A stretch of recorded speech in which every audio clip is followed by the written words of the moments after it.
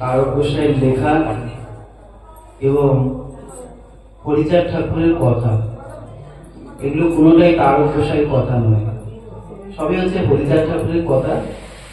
তারকচাঁদ তিনি শুধু ঠাকুরের লেখনী হয়ে শুধু লিখে গেছেন।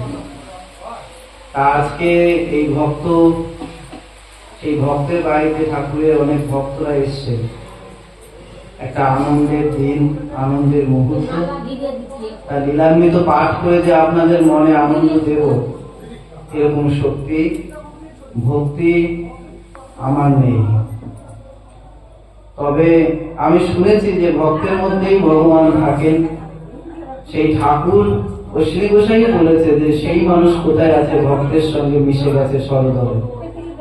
তা সেই মানুষ, প্রাণের মানুষ, প্রেমের মানুষ, তিনি অন্য কোথাও নেই, তিনি আছে শুধুমাত্র ভক্তদের মধ্যে। তাই ভক্ত যদি দয়া করে তাহলে অসম্ভব সম্ভব হতে পারে। তাই আপনারা আমাদের দয়া করবেন, আশীর্বাদ করবেন, যেন ঠাকুরের এই অমৃত কথা আপনাদেরকে শুনিয়ে আমি আনন্দ দিতে পারি। হরি বল, হরি বল, হরি বল।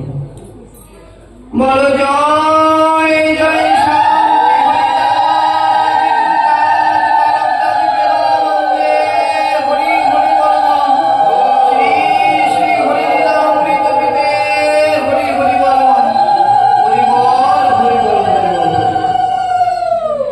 যেমন ভাবে আজকে এই বাড়িতে ভক্তদের উপস্থিতি ঘটেছে ঠাকুরের কৃপায়, তেমন ভাবে মহাপ্রভু আমার লালচাঁদের ভবনে উপস্থিত হয়েছে। যেখানে ভক্ত আসে সেখানে কিন্তু প্রাণের ঠাকুর তিনি উপস্থিত হয়। তা যেমন ভাবে আজকে এই বাড়িতে ভক্তরা এসেছে, আমার ঠাকুর এসেছে, তেমন ভাবে মহাপ্রভু আমার লালচাঁদের ভবনে, লালচাঁদ নামে এক ভক্তের ভবনে উপস্থিত হয়েছে। আমি এইটাই পড়ে শোনাচ্ছি, এরপরে আবার গান শুরু হবে। তথা হতে ভোজন করিয়া ত্বরান্বিত লালচাঁদে ভবনেতে প্রভু উপনীত। পশ্চিমে দুয়ারে ঘর, পূর্বের পোতায় বসিলেন প্রভু সেই ঘরের পীড়ায়। ভক্তগণ কেহ কেহ বসেছে পীড়ায়, কেহ কেহ বসিলেন তাহারও নিচায়। ইতিপূর্বে এই লীলা প্রথম সময়, পাগল বলিয়া খ্যাতি যাদেরও ধরায়। পূর্ব পূর্ব মহাজন তাদের বারতা, স্বয়ং প্রভু কহিছেন সেই সব কথা। মহাপ্রভু কহে কথা শুনেতে মধুর, মধুর হইতে মধুর, অতি সুমধুর। এই রূপে ইষ্ট গোষ্ঠ কৃষ্ণ কথা আর যত এই দানি পাগল প্রস্তাব। প্রভু হরি চাঁদে কঠে লাল চাঁদে ঠাই, তোর বাড়ি বেতে আছে শুনিয়াছি তাই। অর্থাৎ লাল চাঁদের ভবনে এসে মহাপ্রভু ভক্তবৃন্দ সঙ্গে করে নিয়ে তিনি প্রেমালাপ করছেন। তার প্রেমালাপ হয়ে গেল, ইষ্ট গোষ্ঠ কৃষ্ণ কথা সমস্ত কিছু হয়ে গেল। এখন প্রভুর মনে এক ইচ্ছা হয়েছে, তিনি এক লীলা করেন। তাই লালচাঁদকে ডেকে বলছে, লালচাঁদ, আমি শুনেছি তোর বাড়ি বেত গাছের বাগান আছে, তাতে ভালো ভালো বেত আছে। তা আমার ওই বেত বাগানের থেকে দুটো বেত আমার চাই।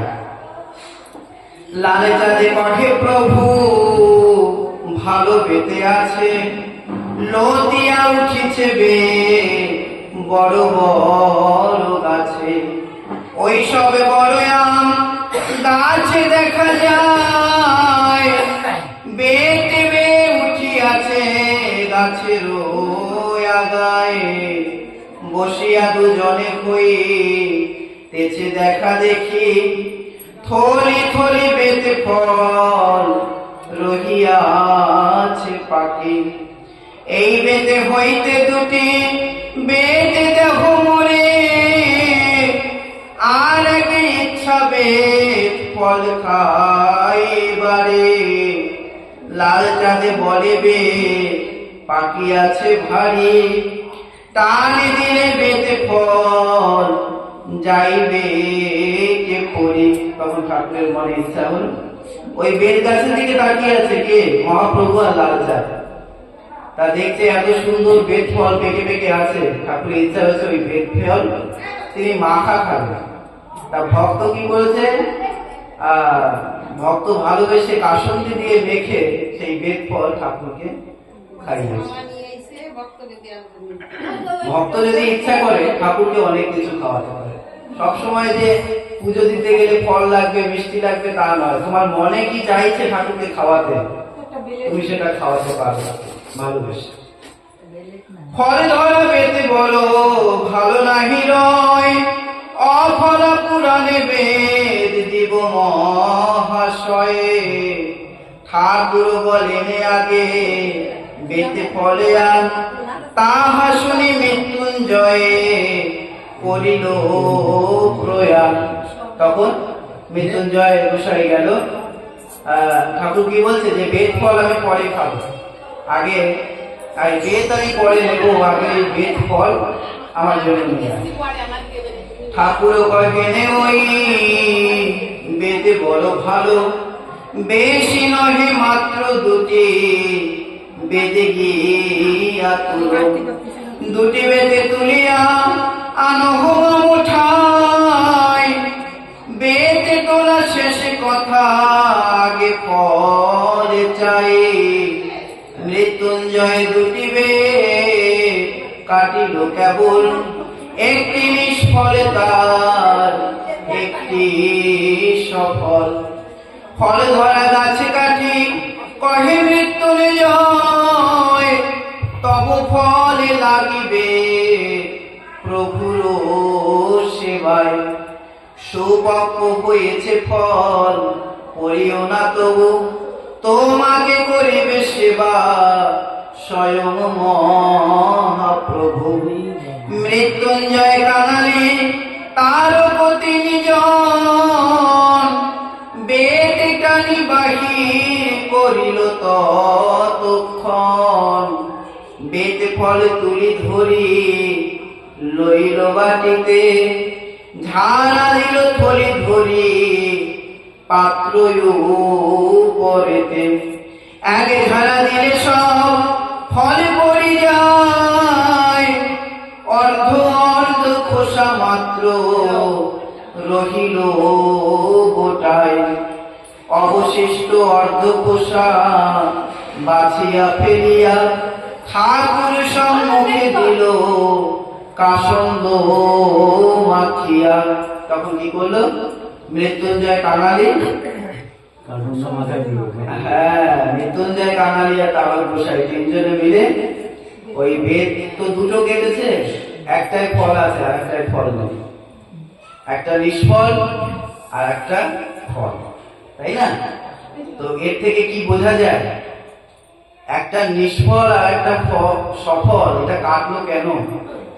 এই জগতে সবাই কিন্তু সুকর্ম করতে পারে না, সবার সুকৃতির ফল থাকে। তা বলে কিন্তু যার সুকৃতি নেই বা সুফল নেই সে যে ঠাকুরের পদছায়া ভিন্ন তা কিন্তু নয়। সংসারে যদি দুটো সন্তান হয়, একটা খারাপ একটা ভালো, যাই হোক না কেন মা বাবার কাছে কিন্তু দুটোই সমান। কারো গায়ে আঘাত লাগলে পরে সেই ব্যথাটা কিন্তু মা বাবার অন্তরেও লাগে। তাই কাঙালি, মৃত্যুঞ্জয় আর তারক এই দুটো বেদ কেটেছে, একটাই কি সুপক্ষ ফল ধরেছে সুন্দর। এই জগতের বুকে জীব রয়েছে যাদের সুকৃতি ভালো ভালো ফল রয়েছে, যার দ্বারা সে সহজেই ঠাকুরের কাছে পৌঁছে যেতে পারে। কিন্তু যার সুকৃতি নেই সে কি যেতে পারবে না? সেও যাবে যদি ঠাকুর কৃপা করে, তাই না? তাই মৃত্যুঞ্জয়, কাঙালি, তারক তিনজনে মিলে দুটো বেদ কেটেছে। একটা কি সুফল ধরেছে যাতে আর একটাই কোনো ফল ধরেনি। জগতের বুকে সুকৃতি দুষ্কৃতি সব নিয়েই কিন্তু সংসার। শুধু সুকৃতি দ্বারা সংসার চলে না, আর শুধু দুষ্কৃতি দ্বারাও এই সংসার চালানো সম্ভব না। তা কি করলো, যেটাতে ফল ধরেছে সেই ফল সুন্দর করে কাসন্দ দিয়ে মেখে, আমরাও তো বাড়িতে কাসন্দ দিয়ে নানা কিছু মাখা খাই, তা ঠাকুরকে সেবা দিয়েছে ওই কাসন্দ দিয়ে মেখে বেদ ফল। একই মুষ্টি ধরে প্রভু দিলেন অবদনে, বলে মৃত্যুঞ্জয় ভালো খাওয়ালি এক কোণে। কোথা লাগে আমে আর কোথা লাগে দুধ, বেদ ফলে মিঠা যেন বিদুরের খুদ। তখন লালটাকে দেখে কি বলছে, যেন বিদুরের সেই যে খেয়েছিলাম দাপরে কৃষ্ণ লীলায় বিদুরের খুদ, আর আজকে যেন তোর সেই বেদ ফলকে আমার সেই পুরোনো দিনের কথা মনে হচ্ছে। মনে হচ্ছে যেন আমি সেই বিদুরের খুদে পুনরায় সেবা করছি। আম ফলে খাইতেছি 2-3 দিন, হঠাৎ বেদ ফল খাই রবিবাদিন। বিদুরের বাড়ি কৃষ্ণ খান একদিন, সেই একদিন আর এই একদিন। প্রভু বলে 2টি বেদ কাটিবে যতনে, একটা নিলে ওটা গাছে রইল কেন। সেই বেদে বাহির করিল 3 জনে, মৃত্যুঞ্জয় কহিছে কাঙালির স্থানে। ভালো ভালো কত বেদ আছে এই গাছে, 2টি বেদ লই কেন কত বেদ আছে। এখন ঠাকুরকে দেখলে তো ভক্তের আবার সবকিছু মনে থাকে না। যেমন কি আনারস খাইয়েছিল কে, আনারস ঠাকুরের জন্য সুপক করে এনে ধানের গোলার মধ্যে রেখে দিয়েছিল, কিন্তু ঠাকুর যখন বাড়িতে এসছে সেই আনারস যে ঠাকুরের সেবায় দেবে তাই সে ভুলে গেছে। তা তদ্রুপ ভক্তের ভালোবাসা। মৃত্যুঞ্জয় কাঙালি তারা 2 জনে কি বলা বলি করছে যে লালচাঁদের বাগানে এত সুন্দর সুন্দর বেদ, তা এত সুন্দর সুন্দর বেদ থাকতে মাত্র 2টো বেদ ঠাকুরের জন্য নেব, আর একটা নেব ঠাকুরের যাতে সেবায় লাগে, ঠাকুরের যাতে কাজে লাগে, ভালোবেসে। কিন্তু ঠাকুর বাক্য দিয়েছিল কটা বেদে, মাত্র 2টো বেদে, কিন্তু ওরা 2টো বেদ কাটার পরেও আর একটা কাটবে এই সিদ্ধান্ত নিল। এরপরে কি হলো, প্রভু আজ্ঞা 2টি বেদ আরে একে লইব, তাতে কি প্রভুর কাছে অপরাধী হইব। লাগিবে প্রভুর কার্যে মন্দ হবে কিসে, তাই ভেবে আরে এক বেতে কাটে শেষে। বেতে কাটি 3 জনে ধরে টানে পারে, থাকে মনে বেতে পারা পাতা না কি লড়ে। যারে দেখে তারে ডাকে হাতে উঠাইয়া, এক এক জনে করে বেতে টানে গিয়া। এক এক জনে করি ধরিতে ধরিতে 14 জনে বেতে টানে, না পারে নামাতে। তখন কি করলো, ওই 2টো তো বেরিয়ে এসেছে বাইরে, আর একটা বেরোচ্ছে না। ঠাকুর তো বাক্য দিয়েছিল 2টো, ঠাকুরের বাক্য বিনা জগৎ সংসারে কিছু করা সম্ভব হয় না। আমরা যতই ভাবি যে আমরা এটা করবো সেটা করবো, কিন্তু সেই দয়াময়ের ইচ্ছে না হওয়া পর্যন্ত কোনো কার্যই সম্পন্ন করা সম্ভব হয় না।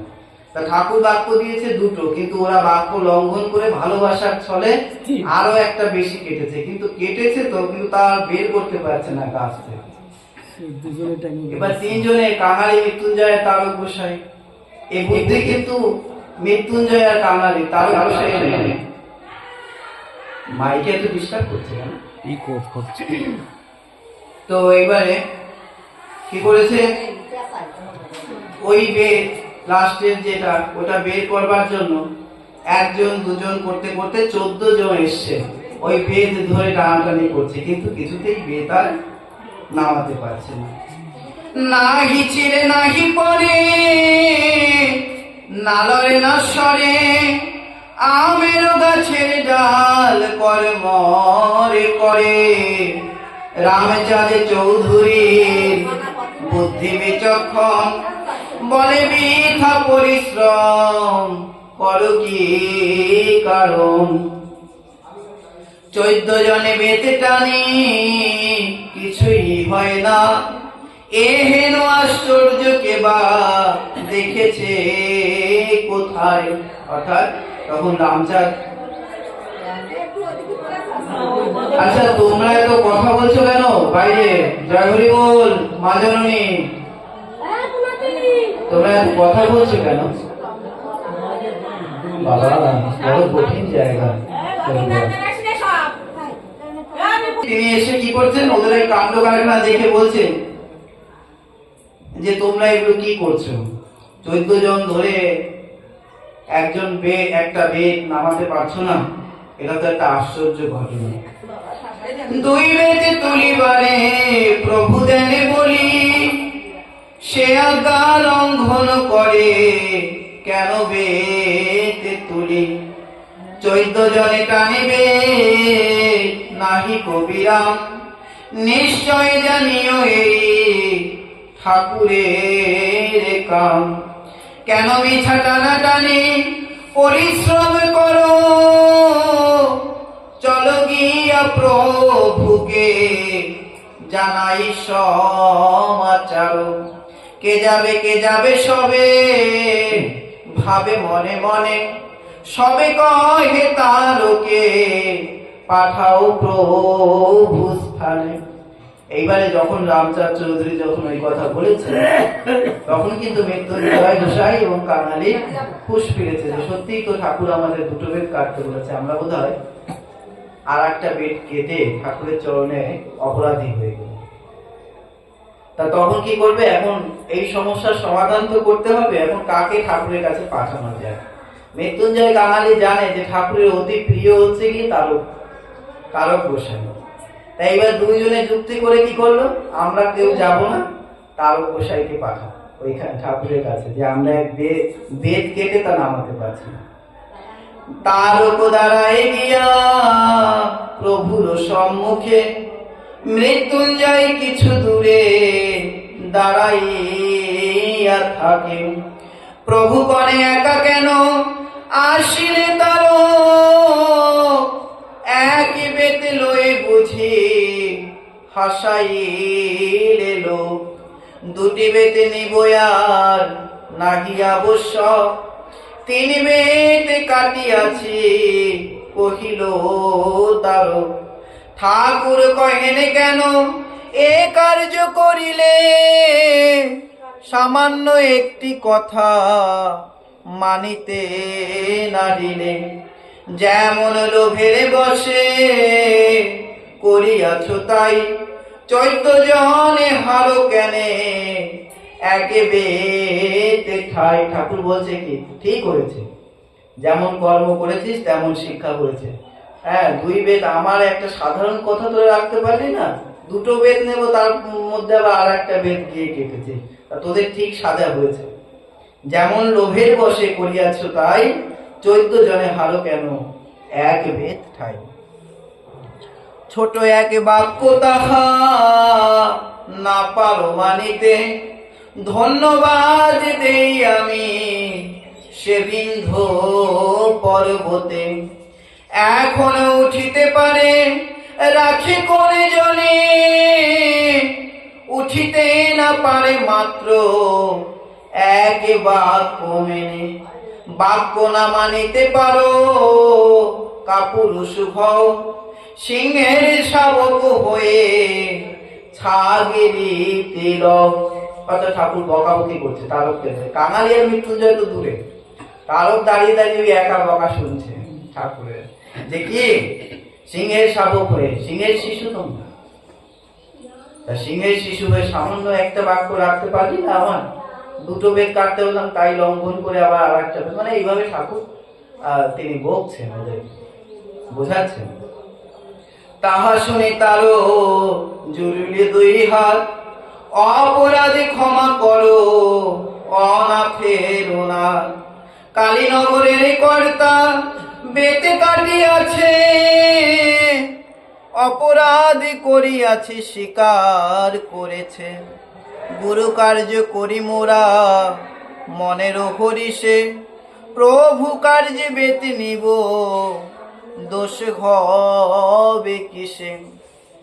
তখন তারক গোসাই বলছে, ও ঠাকুর, তুমি তো আমাদের বকছো, কিন্তু আমরা তো কোনো অপরাধ করিনি। আমরা কি কোনো অপরাধ চিন্তা করে কি ওই বেদ কেটেছি? আমরা তো ভেবেছি যে তোমাকে ভালোবেসে যে দুটো ঠাকুর নিতে বলেছে, আমরা যদি আর একটা বেশি কেটে নিয়ে যাই, ঠাকুরেরই তো কাজে লাগবে। তা তোমাকে ভালোবেসে করেছি, তাতে কি আমাদের অপরাধ হয়েছে? মানে ভক্ত তো একদিক দিয়ে বকা দিচ্ছে, আর মানে ভগবান তো একদিক দিয়ে বকা দিচ্ছে, আর ভক্ত আর একদিক দিয়ে প্যাঁচ দিচ্ছে কথা দিয়ে, যে তুমি তো আমাদের বকছো আর আমরা তো ভালোবেসে তোমার জন্য বেদ কেটেছি। তখন দেখো কি বলছে ঠাকুর, গুরু কার্য করি মোরা মনের হরিষে, প্রভু কার্যে বেত নিব দোষ হবে কিসে। লঙ্কা দগ্ধে বন ভাঙ্গে বস্ত্র হরে হনু,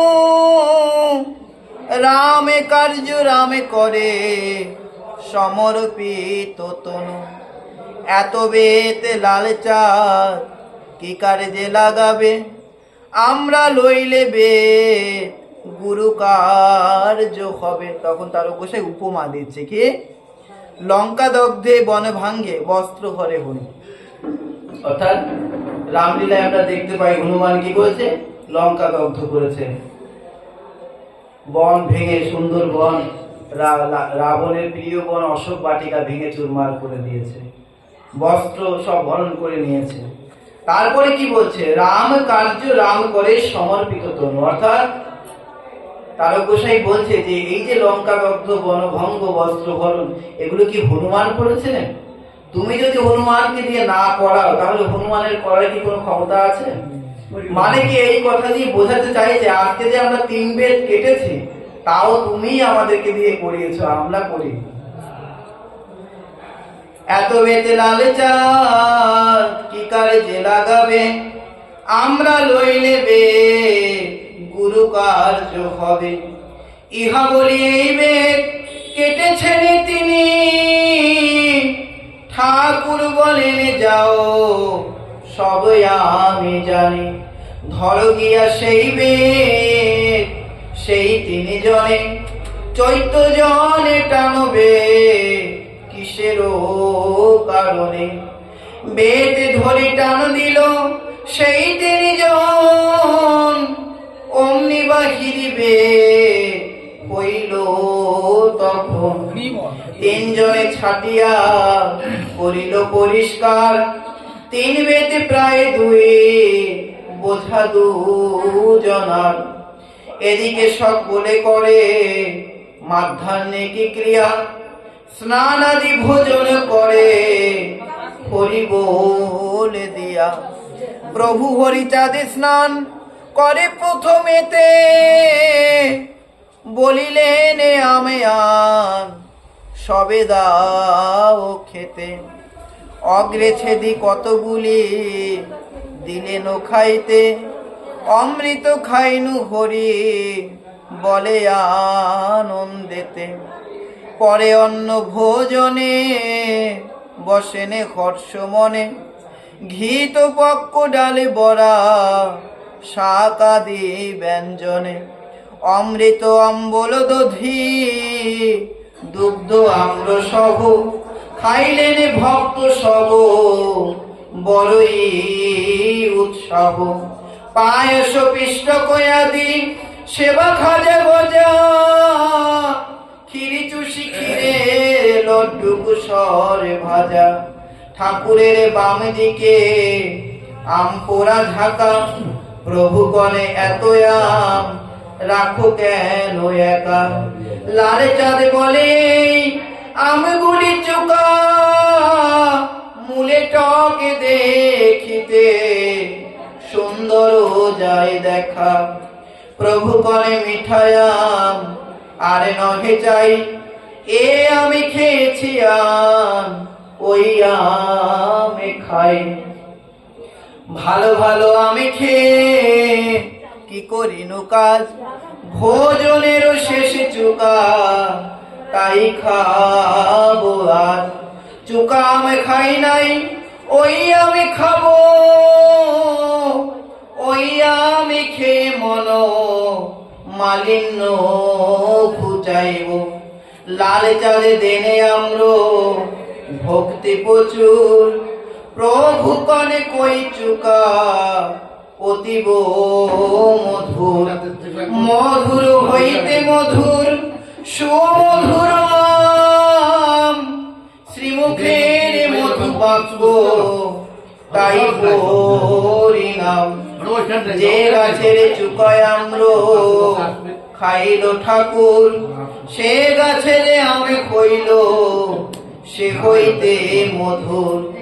ভক্তবিন্দু সেবা কার্যে ছিল যত জনে, তৃপ্ত হইল চুকায় আম্র মধুয়া সাধনে।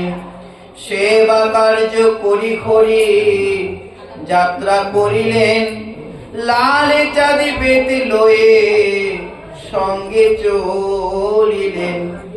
অগ্রে অগ্রে ভোলা নামে কুকুর ধাইল, ওরা কান্দি গোলকের ঠাই উত্তরিল। পথ হতে আগুলিল গোস্বামী গোলো, শ্রী শ্রী হরি লীলামৃত রচিল তার। আচ্ছা, দাদা তো পাঠ করতে বলেছিল, পাঠ আমি করে দিয়েছি। এখন আমি পাঠ এখানে শেষ করে দিচ্ছি, আপনারা এখন গান